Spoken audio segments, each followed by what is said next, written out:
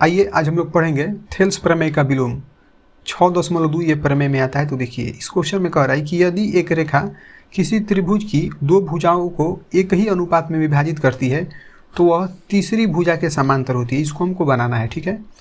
देखिए यहाँ पर सबसे पहले त्रिभुज कह रहा है कि एक रेखा जो है किसी त्रिभुज की, तो सबसे पहले यहाँ पर बनाया जाएगा त्रिभुज। तो देखिए इस तरीके से एक बना लीजिएगा आप लोग त्रिभुज। देखिए एक त्रिभुज बन चुका है, अब इसका नाम लिख लिया जाएगा। तो देखिए यहाँ पर ए हो जाएगा, ये हो जाएगा बी और यहाँ पर हो गया सी। अब देखिए क्वेश्चन में कह रहा है कि त्रिभुज की दो भुजाओं को एक ही अनुपात में विभाजित करती है, यानी कि दो भुजा के बारे में कह रहा है। तो देखिए यहाँ से ये ए बी और ए सी जो भुजा है इसको दो यहाँ पर एक ही अनुपात में विभाजित करती है। तो इसका मतलब यहाँ से यदि लाइन खींचा जाएगा, कहने का मतलब ये कि बी सी के समानांतर यदि हम लोग खींचेंगे, यहाँ पर नाम लिख देते हैं डी और इधर लिख देते हैं ई। तो देखिए जो अब डी ई जो खींचा जाएगा यही क्या होगा, इसको अनुपात में विभाजित करता है। कहने का मतलब ये है, देखिए समझिए कि यहाँ से ये वाला भुजा और ये वाला भुजा एक ही अनुपात में होगा, उसी तरीके से ये वाला भुजा ये भी भुजा एक ही अनुपात में है, क्योंकि यहाँ पर देखिए क्वेश्चन में कह रहे हैं कि एक ही अनुपात में विभाजित करे, यानी कर रहा है। तो देखिए अब आगे क्या किया जाएगा इसका, तो देखिए सबसे पहले हम लोग लिख लेंगे दिया है, ठीक है। तो देखिए यहाँ पर लिख सकते हैं दिया है, दिया है तो हम लोग लिख सकते हैं कि ए बी सी एक त्रिभुज है, ए बी सी एक त्रिभुज है, ठीक है। अब लिख सकते हैं जिसमें, अब ध्यान से समझिएगा, जिसमें देखिए क्वेश्चन में कह रहा था, हमने आपको पहले ही बताया था कि ये वाला जो भुजा है यानी कि ये वाला ए डी और यहाँ से डी बी एक ही अनुपात में है। जो अनुपात में रहता है हम लोग उसको कैसे लिखते हैं, बटा में। इसका मतलब यहाँ से जो ए डी होगा ये किसके बटा में हो जाएगा, डी बी के। तो यहाँ पर हो जाएगा ए डी बटा में डी बी, ठीक है। और ये अब यहाँ से फिर इधर वाला भी जो होगा यानी कि ए ई, अब ये किसके बराबर में होगा, ई सी के बराबर में होगा, यानी कि इसी के अनुपात में बांट रहा है। तो ये दोनों बटा में हो जाएगा फिर। तो यहाँ पे कितना हो जाएगा, ए ई, ये ई है ए ई और बटा में कितना हो जाएगा, ई सी। इस अनुपात में विभाजित करता है, ठीक है। लिख सकते हैं कि जो, अब देखिए यहाँ से जो ए सी है यानी कि ए बी जो है, ए बी का मध्य बिंदु क्या है, देखिए यहाँ पर डी है। तो लिख सकते हैं कि जो ए बी को डी तथा देखिए ए बी को डी पर और जो यहाँ से यहाँ तक ए सी है इसको ई पर, ठीक है। तो ए सी को बिंदु ई पर प्रतिच्छेद करता है, ठीक है, या काटता है। तो हमने लिख दिया प्रतिच्छेद करता है, ठीक है। तो देखिए प्रतिच्छेद करता है हो गया।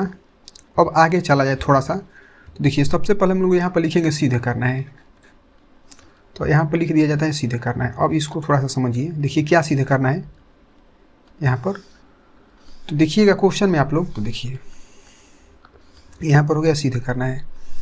तो देखिए क्वेश्चन में यहाँ पर कह रहा है कि वह जो होती है तीसरी भुजा के समांतर होती है, ये वाला तीसरी भुजा के समांतर होती है। तो देखिए दो भुजा के बारे में हम लोग पढ़ लिए, लेकिन जो तीसरी भुजा जो खींचा गया कौन सा है, डी ई, ये किसके समांतर होगा, बी सी के।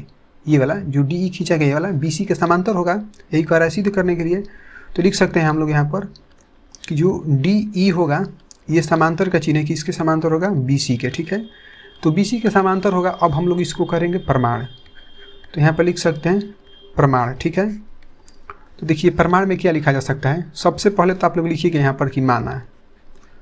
अब एक चीज़ समझिए यहाँ पर कि यहाँ से जो ये वाला जो डी ई है, ध्यान से देखिएगा, ये वाला जो लाइन डी ई है, अब हम लोग मान लेंगे कि ये डी ई जो है बी सी के समानांतर नहीं होकर अब दूसरे के समानांतर है, किसी और हम लोग ले लेंगे उसका नाम। तो देखिए यहाँ से हम लोग लिख सकते हैं कि माना डी ई भुजा ये जो है बी सी के समांतर नहीं है, ठीक है। तो डी ई भुजा बी सी के समांतर नहीं है। देखिए जब समांतर नहीं है तो इसका मतलब हम लिख सकते हैं कि देखिए यहाँ से जो डी ई है हम लोग एक रेखा खींच देंगे इस तरीके से, और यहाँ पर लिख सकते हैं ई है तो यहाँ पर लिख देते हैं एफ। तो लिख सकते हैं, अब देखिए यहाँ से जो बी सी होगा या डी एफ होगा, ये क्या होगा, देखिए यहाँ से जो डी एफ अब किसके समांतर हो जाएगा, बी सी के। तो यहाँ पर लिखा जा सकता है कि डी, अच्छा डी एफ है ये वाला, ये जो डी एफ है ये वाला लाइन, तो ये डी एफ समांतर हो जाएगा। तो वही यहाँ पर लिख दिया जाएगा, ठीक है। तो चलिए देखिए यहाँ पर हो जाएगा डी एफ, तो यहाँ पर हो गया डी एफ। अब ये समांतर किसका हो जाएगा, बी सी के, क्योंकि ये बी सी के समांतर हमने कर लिया है, समांतर उसका नहीं, तो हमने यहाँ पर बी सी के समानांतर लिख सकते हैं खींचा। ठीक है, देखिए जब खींचा गया यहाँ तक खींचा, चलिए देखिए खींचा। अब देखिए हम लोग क्या करेंगे कि जब यहाँ से ये वाला रेखा यानी कि जो ए डी था, समझिएगा ध्यान से, ए डी, अब ये किसके अनुपात में था, ये बी डी के अनुपात में था, यहाँ से ये वाला इसके अनुपात में था, तो यहाँ पर ए डी अनुपात में, यानी कि ए डी बटा में क्या हो जाएगा, डी बी। अब देखिए उसी तरीके से फिर से आप लोग देखिएगा इधर में, इस साइड में, तो देखिए इसको हटा दिया जाता है। चलिए देखिएगा कि अब हम लोग एफ तक लिए हैं, यानी कि देखिए डी एफ एफ सी लिए हैं बी सी, तो देखिए यहाँ से यहाँ तक ये वाला और फिर यहाँ से यहाँ तक ये अनुपात में होगा, तो हम लोग लिख सकते हैं यहाँ पर कि ए एफ बटा में कितना हो जाएगा, एफ सी। ठीक है, तो हम लोग इसको कर लेंगे समीकरण 1। अब इसके आगे देखिएगा यहाँ से, लेकिन हम लोग फिर इसके आगे देखेंगे ये वाला यहाँ पर जो दिया है, इस चीज़ को ध्यान से देखिए, यहाँ से ये जो दिया है हम लोग एक बार इसको लिख लेंगे। तो देखिए यहाँ पर क्या हो जाएगा कि ए डी बटा में क्या हो दिया है, डी बी बराबर, इधर देखिएगा तो कितना हो जाएगा, ए ई बटा में हो जाएगा ई सी। इसको कर लेंगे हम लोग समीकरण 2, और इसके बगल में हम लोग लिख लेंगे दिया है, क्योंकि ये पहले से ही दे दिया है। ठीक है, तो देखिए ये दिया है में हो गया। अब इसके आगे यदि आप लोग देखिएगा यहाँ पर, तो देखिए एक चीज़ आप लोग ध्यान से, यहाँ पर हम लोग लिख सकते हैं कि समीकरण 1 और 2 से पहले इसको लिख लिया जाए। देखिए यहाँ पर लिख सकते हैं कि हम लोग तुलना करेंगे इसको, तो समीकरण 1 और 2 से। ठीक है, तो देखिए समीकरण 1 और 2 से क्या होगा, यहाँ पर जब आप करिएगा तो देखिए यहाँ से इस साइड का देखिए ए डी बटा में डी बी, और इसमें का देखिएगा तो देखिए ए डी बटा में ये जो डी बी है ये क्या है, दोनों बराबर। जब एक तरफ का बराबर है तो दूसरे साइड का क्या होगा, आपस में बराबर हो जाएगा। ठीक है, तो इसका मतलब ये वाला एफ अब इसके बराबर हो जाएगा, एफ बटा में एफ सी जो है ए ई बटा में इसी के बराबर हो जाएगा। तो लिख सकते हैं यहाँ पर कि ए एफ बटा में कितना हो जाएगा, एफ सी, ये किसके बराबर होगा, ए ई बटा में इसी के बराबर होगा। ठीक है, जब यहाँ तक ये हो चुका है तो देखिए इसके आगे हम लोग क्या करेंगे, यहाँ पर लिख सकते हैं कि दोनों तरफ कुछ भी किया जा सकता है, तो हम लोग यहाँ से इस साइड में लिख लेंगे, इधर में कि दोनों तरफ, इस साइड से देखिए यहाँ से यहाँ पर लिखा जा सकता है कि दोनों तरफ एक जोड़ने पर। ठीक है, तो चलिए देखिए दोनों तरफ एक जोड़ दिया जाएगा, क्योंकि दोनों तरफ एक जोड़िएगा तो वो कट जाएगा। देखिए कैसे, यहाँ पर जो लिखा है नीचे में, इसको हम लोग लिख लेंगे, सबसे नीचे जो लिखा गया था अभी, ए एफ बटा में देखिए कितना दिया, एफ सी, तो यहाँ पर हो जाएगा एफ सी।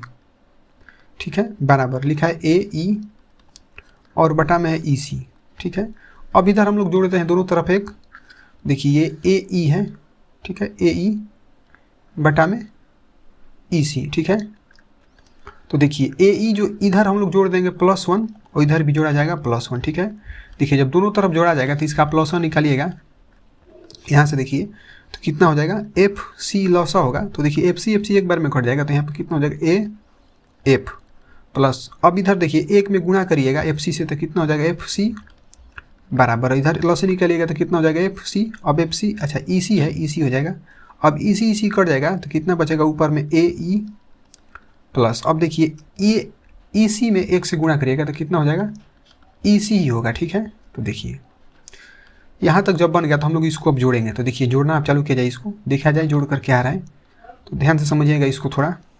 चलिए देखिए यहाँ पर क्वेश्चन में कह रहा है कि ए एफ और एफ सी, तो देखिए ए एफ हो गया ये वाला, और उसके बाद कह रहा है एफ सी, तो देखिए यहाँ से एफ सी ये पूरा जोड़ देंगे यहाँ तक, तो ये पूरा कितना हो जाएगा, ए सी, तो यहाँ पर हो जाएगा ए सी, और उसके बाद यहाँ पर हो जाएगा एफ सी।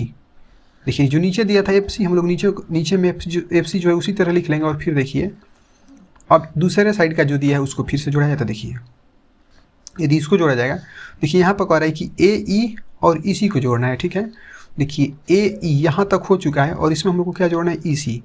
देखिए यहाँ से अब इसी को जोड़ेंगे इस तरीके से, तो पूरा कितना हो जाएगा यहाँ से यहाँ तक पूरा टोटल। अब ये हो जाएगा AC, तो यहाँ पर हो जाएगा AC, ठीक है। और नीचे में जो दिया है EC, तो नीचे EC ही हो जाएगा। लेकिन यहाँ तक जब बन चुका है तो थोड़ा सा आप लोग पेशेंस बना के रखिए। देखिए आगे थोड़ा सा यहाँ पर देखिए कि ऊपर में AC और ऊपर में AC कट जाएगा, तो ये कितने बार में कटेगा, एक बार में, दोनों एक बार में कट गया। तो देखिए जब एक बार में कट गया तो हम लोग गुणा कर देंगे तीसरा तिरछी, तो इसको गुणा करिएगा, EC को 1 से गुणा करिएगा तो कितना हो जाएगा EC, और बराबर EC बराबर कितना हो जाएगा, अब FC में गुणा करिएगा 1 से, तो कितना हो जाएगा FC, ठीक है। तो चलिए फिर एक बार चलते हैं हम लोग चित्र के तरफ में। तो देखिए अब यहाँ पर क्वेश्चन में यहाँ पर कह रहा था कि EC जो है बराबर है FC के, ठीक है। तो देखिए यहाँ पर EC, देखिए यहाँ से EC है, ठीक है, और उसके बाद कह रहा है कि FC।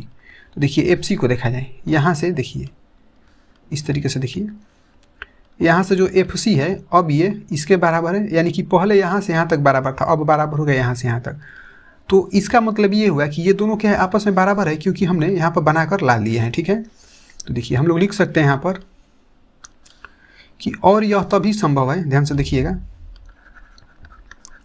और यह तभी संभव है,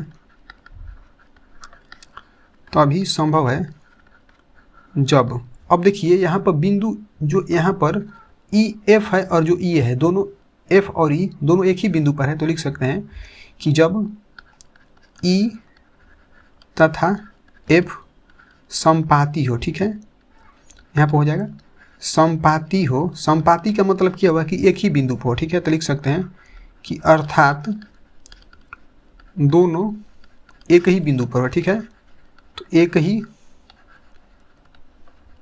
बिंदु पर स्थित हो, ठीक है। देखिए दोनों जब एक ही बिंदु पर स्थित है तो इसके आगे थोड़ा सा बस देखिए यहाँ पर,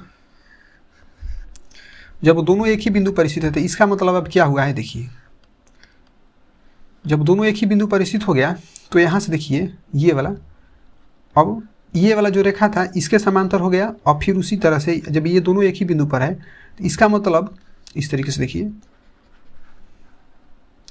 इसका मतलब ये हुआ कि जो FC था, हम लोग DF खींचे थे, वो अब गलत हो चुका है। इसका मतलब कि अब ये जो रेखा है यहाँ तक हो चुका है, ये F खींचा कर ही पाया जाएगा, दोनों एक ही बिंदु पर है, और ये वाला यहाँ पर हो जाएगा। तो कहने का मतलब ये है कि ये वाला इसके बराबर समानुपाती हो गया, और यहाँ से जो AE होगा अब ये किसके समानुपाती हो जाएगा, EC के समानुपाती होगा। जब यहाँ तक ये हो गया तो इसका मतलब ये हुआ कि यहाँ से जो BC है अब ये किसके समांतर हो जाएगा, DE के। तो हम लोग लिख सकते हैं यहाँ पर कि अतः,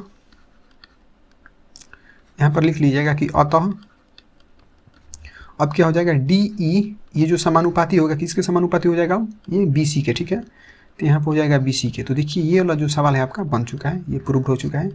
थैंक यू।